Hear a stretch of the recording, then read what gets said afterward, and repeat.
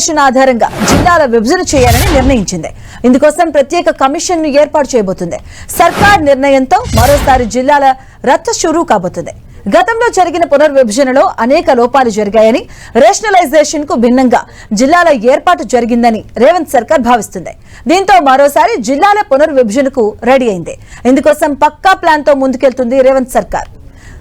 AP పునర్విభజన నాటికి 10 జిల్లాలతో తెలంగాణ ఉంది. ఇక దీన్ని పరిపాలన వికేంద్రీకరణ లక్ష్యంగా నాటి బీఆర్ఎస్ సర్కార్ 2016లో జిల్లాల పునర్విభజనకు శ్రీకారం చుట్టింది. అప్పటి వరకు ఉన్న 10 జిల్లాల స్థానంలో తెలంగాణలో కొత్తగా మరో 23 జిల్లాలు ఏర్పాటు చేశారు. దీంతో తెలంగాణలో జిల్లాల సంఖ్య 33కు చేరింది. పరిపాలన సులభం కావాలని, ప్రజలకు దగ్గరగా అధికారులు ఉండేందుకే ఈ నిర్ణయం తీసుకున్నట్టుగా నాటి సర్కార్ తెలిపింది. అయితే కొత్తగా ఏర్పాటైన కొన్ని జిల్లాలపై అనేక విమర్శలు కూడా వచ్చాయి. సిరిసిల్ల, వనపర్తి, నారాయణపేట్, ములుగు, సూర్యాపేట్, హన్మకొండ ఇలా కొన్ని జిల్లాల ఏర్పాటులో శాస్త్రీయత పాటించలేదన్న ఆరోపణలు నాడు వినిపించాయి. దీంతో ఇప్పుడు మరోసారి పునర్విభజన చేయాలని సీఎం రేవంత్ రెడ్డి నిర్ణయించారు.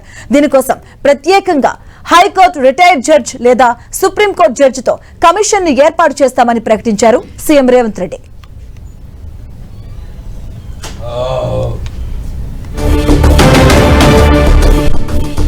గత ప్రభుత్వ జిల్లాల ఏర్పాటును అడ్డదిడ్డంగా రాజకీయ ప్రయోజనాల కోసం చేసింది అన్న రేవంత్ సర్కార్ ప్రధాన ఆరోపణ. జిల్లాల సరిహద్దులు, మండలాల ఏర్పాటుతో అనేక చోట్ల ప్రజలకు ఇబ్బందులు కలుగుతున్నట్లుగా ప్రభుత్వ దృష్టికొచ్చింది.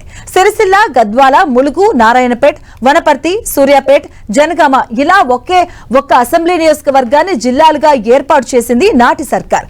జిల్లాల ఏర్పాటు నాటి సీఎం మ్యాగజైన్ నంబర్స్ ఆధారంగా జరిగిందని భావిస్తుంది. ఇలా అశాస్త్రీయంగా జిల్లాల ఏర్పాటుతో ఒకే నియోజకవర్గంలోని మండలాలు ప్రస్తుతం వేరు జిల్లాల పరిధిలో ఉన్నాయి. ఇదంతా సరిదిద్దేందుకే ఇప్పుడు జిల్లాల పునర్విభజన అంటుంది తెలంగాణ సర్కార్. త్వరలో ఏర్పాటయ్యే జ్యుడిషియల్ కమిషన్ రాష్ట్రమంతా తిరిగి ప్రజలు, ప్రజాప్రతినిధుల అభిప్రాయాలను సేకరించబోతుంది. మొదట మండలాలు, తర్వాత రెవెన్యూ డివిజన్లు, చివరిగా జిల్లాల పునర్విభజనకు సూచనలు చేయబోతుంది.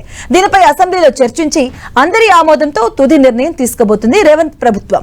ఇక ప్రస్తుతం ఉన్న 33 జిల్లాల సంఖ్యను 17కు లేదా 23కు కుదించే యోచనలో ఉంది రేవంత్ సర్కార్. ఇక మొత్తానికి నాడు సీఎం పగ్గాలు చేపట్టిన 2 ఏళ్ల తర్వాత కేసీఆర్ జిల్లాల పునర్విభజన చేపట్టగా ఇప్పుడు రేవంత్ రెడ్డి సైతం తాను అధికారంలోకి వచ్చిన 2 ఏళ్ల తర్వాత అదే జిల్లాలను పునర్విభజనకు శ్రీకారం చుట్టనున్నారు.